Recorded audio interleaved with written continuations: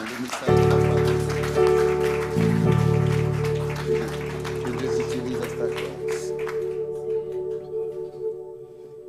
Béni soit l'Éternel. Béni soit l'Éternel. Béni soit l'Éternel. Alléluia. Merci Jésus. Merci Jésus. Merci Jésus. Dieu est bon. Dieu est fidèle.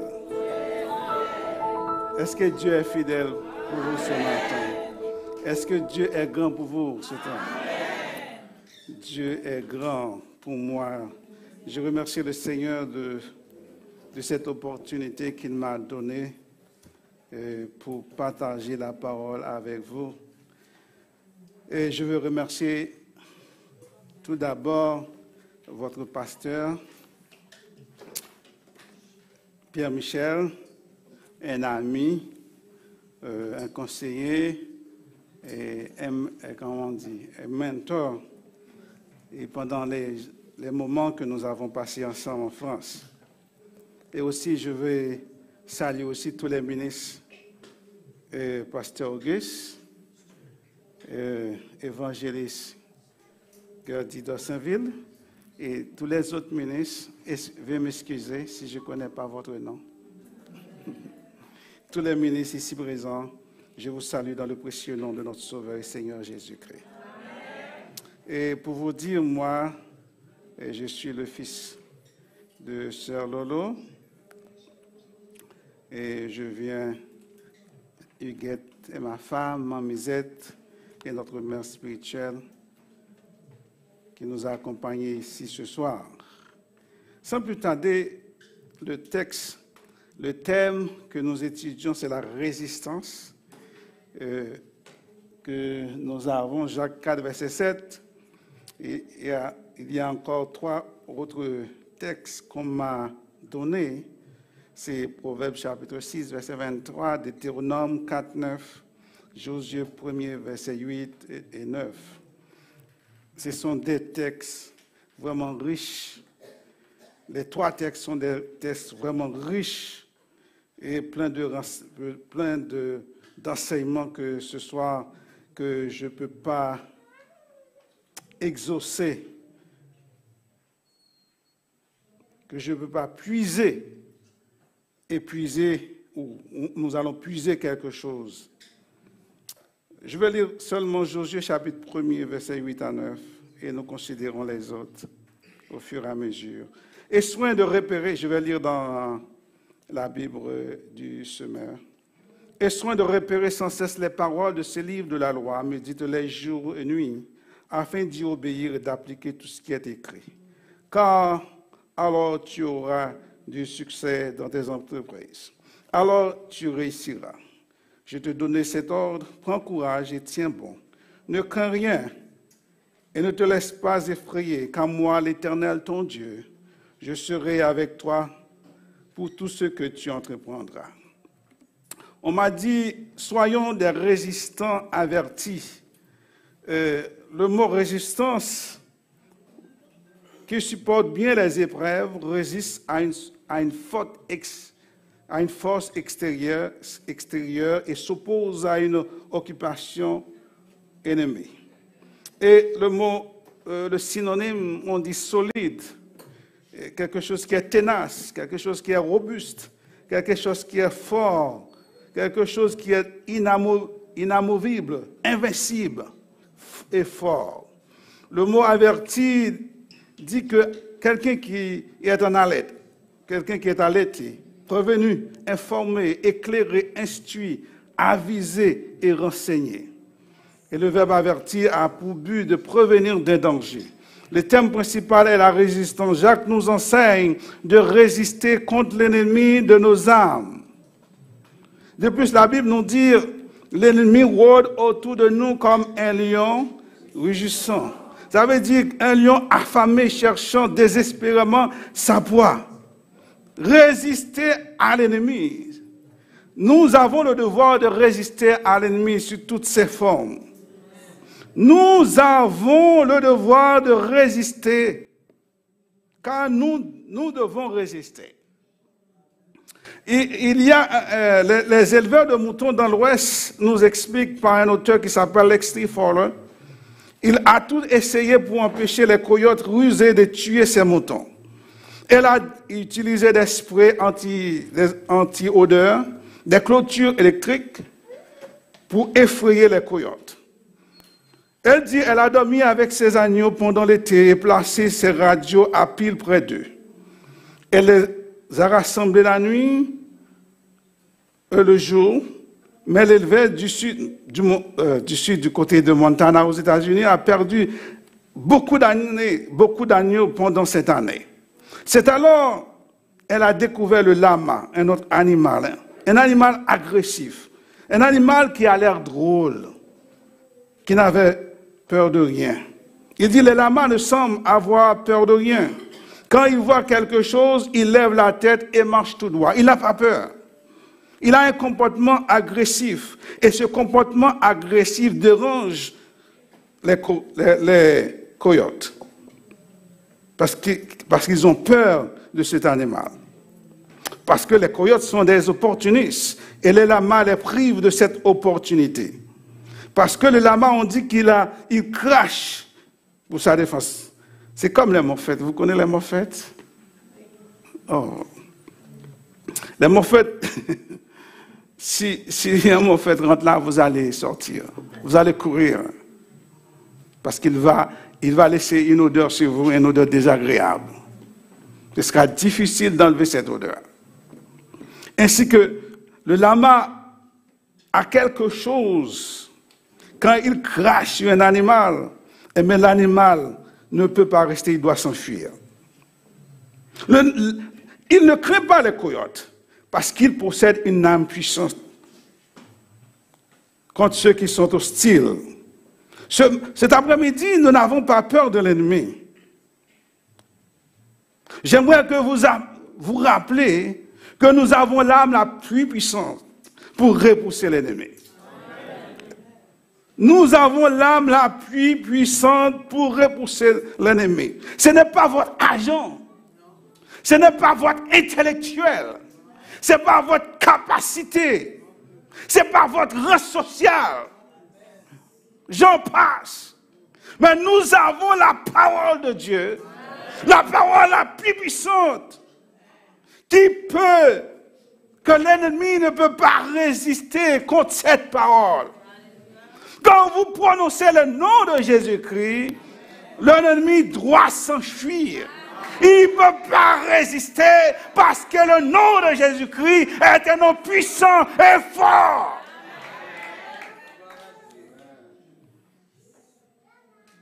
Cet après-midi, je vais vous proposer 3 choses. Des résistants, nous sommes résistants par la parole. Nous sommes résistants par l'application de la parole. Et nous sommes résistants quand nous utilisons les disciplines spirituelles. Amen. Premièrement, résistants par la parole. Proverbe 6, verset 23. L'auteur des Proverbes est en train de parler à son fils. Il lui donne un avertissement. Il demande à son fils de respecter ou de garder les préceptes ses préceptes. Et ces préceptes de les lier sur son cou et de les attacher, de les lier à son cœur et de les attacher à son cou. Car le précepte est une lampe. La lampe est définie comme un appareil destiné à éclairer ou un dispositif produisant une flamme servant à chauffer. Et le roi David ajouta que la parole est une lampe et une lumière sur mon sentier. Or, cette lumière lui permet de prendre la bonne direction et d'éviter les embûches et les obstacles de l'ennemi. Les obstacles qui l'auraient freiné dans sa marche. Nous sommes appelés à marcher dans la lumière de la parole. Nous sommes appelés à marcher dans la lumière de la parole. Et si nous marchons dans cette lumière, nous ne risquerons pas de connaître les mauvaises mésaventures. Nous pouvons remarquer quand les gens s'écartent des recommandations, des prescriptions, des enseignements ou des instructions de la Bible, ou des règles dictées par ce livre. Ils marchent en dehors du chemin et connaissent toutes sortes de problèmes, toutes sortes de difficultés. Pourquoi? Parce que nous parlons et nous ne pratiquons pas la parole. Les chrétiens sont très émotifs. Ils sont très émotifs. Ils peuvent être très, très en flammes. Et la parole est écartée de leur cœur. Ils te guideront, la parole, quand tu voyages. Ils veilleront sur toi dans ton sommeil. Ils s'entretiendront avec toi à ton réveil. La parole doit être toujours présente dans nos vies. C'est la voie à suivre si nous voulons résister. Si nous voulons être des résistants, la parole doit être toujours et constamment avec nous. Constamment avec nous. Il peut nous arriver des accidents, mais nous sommes bien attachés. Quand vous attachez votre ceinture de sécurité, il va y avoir des accidents, mais vous êtes sûr d'arriver au port. Vous êtes sûr d'arriver à destination parce que vous avez la parole avec vous. Il y a un auteur qui dit certaines personnes changent leurs habitudes lorsqu'elles voient la lumière. D'autres seulement lorsqu'elles ressentent la chaleur. Le psaume 19, verset 19, il dit, les décrets de l'Éternel sont justes. Ils font la joie du cœur. Les commandements de l'Éternel sont limpides. Ils donnent du discernement. Psaume 19, verset 115. Nous l'avons déjà dit. Et Pierre 1er, verset 19. De plus, nous tenons pour d'autant plus certaine la parole des prophètes. Vous faites bien de vous y attacher, car elle est comme une lampe qui brille dans un lieu obscur, jusqu'à ce que le jour paraisse et que l'étoile du matin se lève pour illuminer votre cœur. Les chrétiens ne sont pas seulement, nous ne devons pas seulement écouter la parole, mais nous avons l'obligation de mettre cette parole en application. C'est ce que Jacques a dit, ouais. Nous ne devons pas être seulement des auditeurs, mais nous devons être des praticiens. Nous devons pratiquer la parole chaque jour, chaque moment, chaque seconde dans nos vies. Si vous voulez avoir des victoires, nous sommes des théoriciens. Nous faisons la théorie, nous connaissons bien la théorie, pas vrai? Nous connaissons bien la parole. Nous connaissons bien Psaume 91, pas vrai? Celui qui demeure sur l'abri du Très-Haut repose. Oh, l'Éternel est mon berger, je ne crains. Vous connaissez bien. Mais quand le temps arrive pour mettre cette parole en application, c'est une autre chose. C'est une autre chose. Nous devons appliquer cette parole dans nos... Ainsi, dans Deutéronome, chapitre 4, verset 9, Josué parle à une nouvelle génération. Y a-t-il une nouvelle génération ici? Amen. Il parle à une nouvelle génération. Moïse avertit cette génération à découvrir la grandeur de la loi par une application de la loi. Toujours chapitre 4, verset 1, il dit, mettez-les en application afin que vous viviez. Vous voulez vivre cet après-midi? Vous voulez vivre cet après-midi? Vous voulez vivre cet après-midi? Qu'est-ce qu'il faut faire? Il faut mettre la parole en application. Il dit, mettez-les en application afin que vous viviez. Sans une application de la parole, il n'y a pas de vie. S'il n'y a pas de vie, il y a de la mort. Amen. Ça ne m'étonne pas qu'il y a tant de morts dans nos églises. Ça ne m'étonne pas, il y a tant de morts dans nos églises parce que les gens sont morts. Il n'y a pas de la vie. Parce que la parole ne les change pas, la parole ne les transforme pas. Si la parole ne vous transforme pas cet après-midi, pourquoi venez-vous ici? Excusez-moi. La parole doit me transformer. Pour être des résistants, la parole doit me transformer avant tout. Une fois que la parole me transforme, alors nous deviendrons des chrétiens résistants contre les ruses du diable. Mais, on continue, verset 5.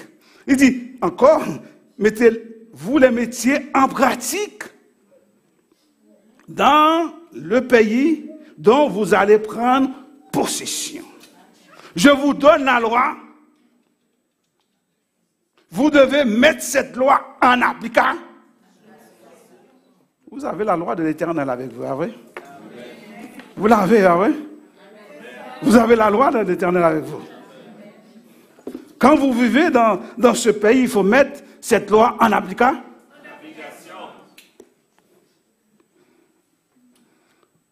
Non seulement en application, il continue dans le verset 6. Vous les observez et vous les mettez en pratique. Là, à la fin du verset, vous pouvez lire, hein, vous pouvez lire Deutéronome chapitre 4, verset 9, verset 5. Verset 6, vous les observez et vous les mettez en pratique. Après ça, il dit, la sagesse est attachée à l'application de la parole. La sagesse est attachée à l'application de la parole. Quand vous appliquez la parole, merci, prédicatrice, vous devenez des sages. Moïse est en train de parler à cette génération. Il dit, vous observez la parole, les gens vont reconnaître que vous êtes des hommes et des femmes sages. Cet après-midi, êtes-vous, ce soir, êtes-vous sages? Êtes-vous des gens sages? Êtes-vous des gens sages? Verset 7. Nous parle de loi et des ordonnances justes. La loi de l'Éternel est juste. Ne posez pas de questions. La loi de l'Éternel est juste. La loi de l'Éternel est juste. La loi de ce monde est injuste. C'est vrai? Il y a beaucoup de lois dans ce pays qui sont injustes. Il y a beaucoup de lois dans le pays d'où je viens est injuste. La loi de ce monde est injuste. Mais la loi de l'Éternel, sans faute, la loi de l'Éternel est excellente. Il n'y a rien à corriger dans la loi de l'Éternel. Il les a donnés pour notre instruction et pour notre bien-être. Il faut mettre cette loi en pratique si vous voulez vivre. Parce que cette loi est juste. Moïse exhorte cette nouvelle génération de prendre garde, se méfier, faire attention, veiller. Celui qui veille sur lui-même ne risque pas d'oublier cette parole. Si vous oubliez, vous ne mettez pas en pratique. Oh, j'ai oublié, pas vrai? J'ai oublié. Quand vous dites, oh, j'ai oublié, c'est parce que la loi n'est pas là. Si la loi était dans votre tête, si la loi était dans votre cœur, il n'y a pas de chance. Il n'y a pas de moyen à ce que nous oublions, à ce que nous rejetons la loi de l'Éternel. Proverbe 4, verset 20-23, mon fils, sois attentif à mes paroles. Sois attentif à mes paroles. Prête l'oreille à mes propos. Ne les perds pas de vue. Garde-les au fond de ton cœur. Encore David nous suit. car il apporte la vie à ceux qui les accueillent. Il assume la santé du corps. Par-dessus de tout, veille soigneusement sur ton cœur, car il est la source de tout ce qui fait la vie. Proverbe 4, 20, 23. Cette nouvelle génération avait pour devoir de garder et transmettre cette parole à la génération future. Je dois transmettre, nous devons transmettre cette parole. Ceux qui ont des enfants ce soir, vous avez l'obligation de transmettre cette parole, la loi de l'Éternel, à vos enfants. Et vos enfants feront la même chose, de transmettre de génération en génération.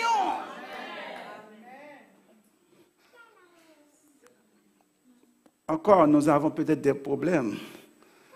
Nous pensons que les enfants n'écoutent pas. Nous pensons que les enfants n'écoutent pas. Ils écoutent très bien. Ils écoutent très bien.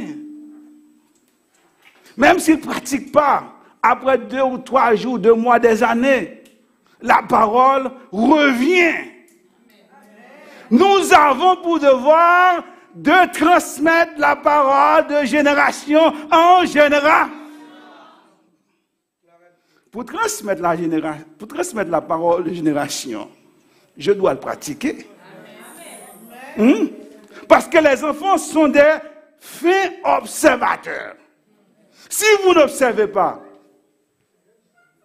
si vous ne pratiquez pas, mon père me dit de pratiquer la parole.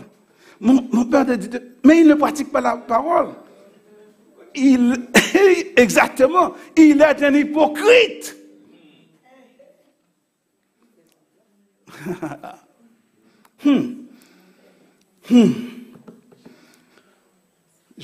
Ok. Toutes ces choses que cette génération a vues dans le désert, ils ont expérimenté la grâce de Dieu.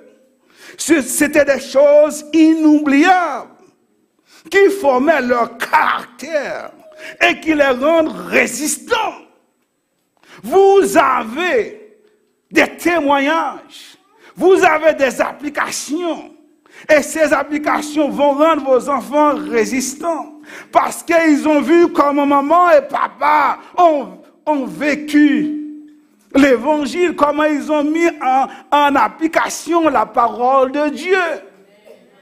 Ils vont être résistants. Si vous êtes résistants, nous allons avoir une génération qui résiste. Nous allons avoir une génération de Caleb.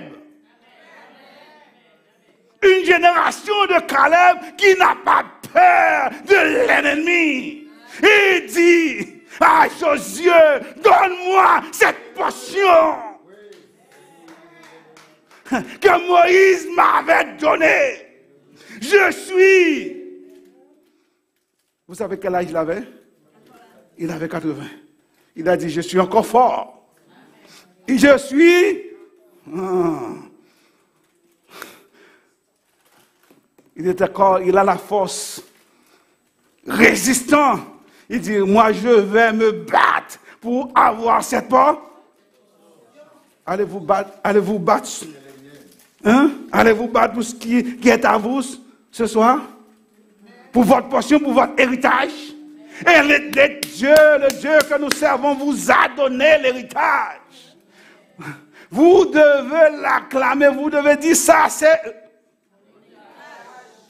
c'est mon héritage. Je veux l'avoir. Mais il faut être résistant, ah ouais? Il faut avoir le courage. Il faut avoir la ténacité, la force, la vigueur.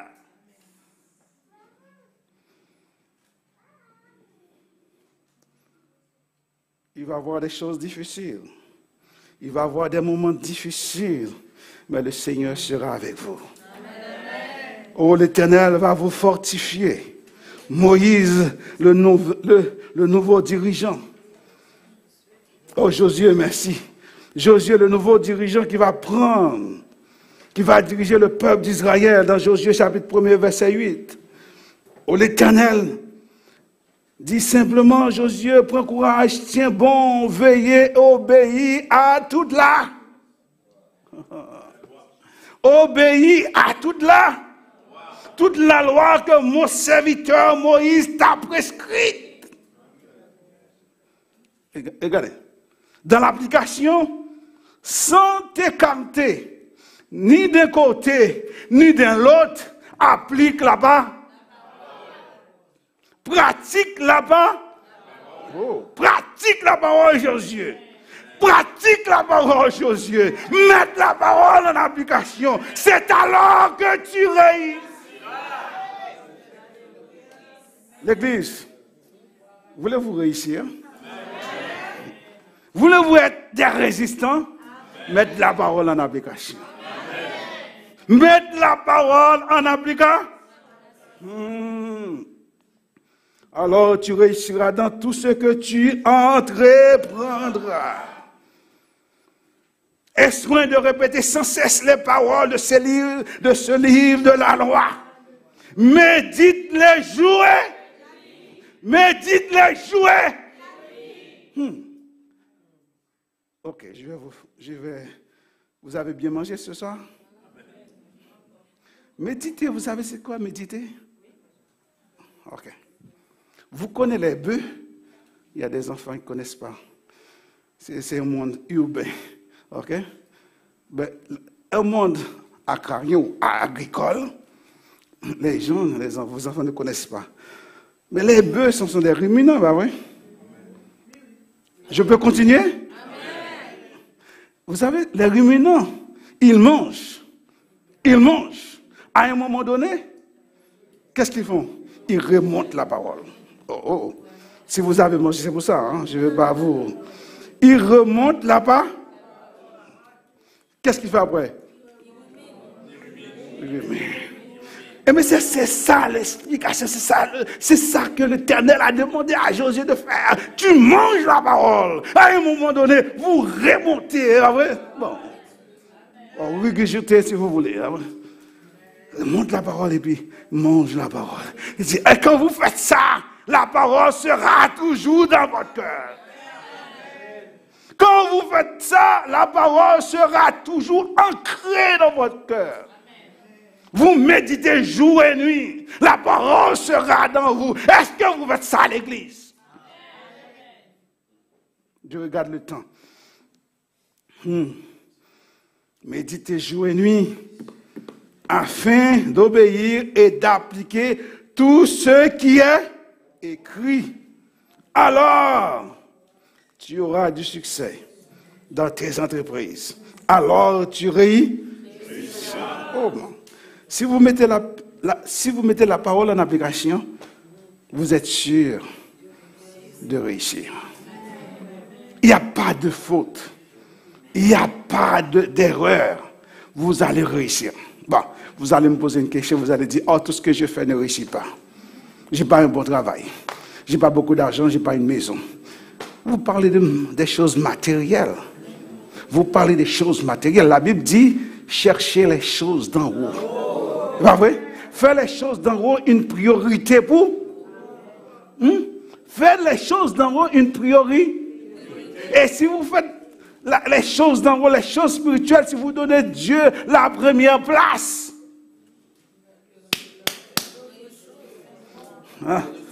Merci. Donnez la première place à Dieu dans votre vie. Dans tout ce que vous faites, Dieu avant. Le numéro. Parfois, si j'ai le temps, je vais venir à l'église. Si ça me prend, je vais à l'étude biblique. Ouais. Si j'ai le temps, je vais aux jeunes. Est-ce que Dieu, dans votre budget, est-ce que Dieu a la priorité? Dans votre budget, je paye ma maison, je paye ma facture, après ça, ce qui reste, je le donne à Dieu, pas vrai? Dieu n'a pas la priorité dans votre vie. Vous ne mettez pas la parole en application. Allez, ok, je ne vais pas rentrer dans ce message. Je vous invite d'aller lire le livre d'Agé dans votre temps, si vous avez le temps, comme vous n'avez jamais le temps.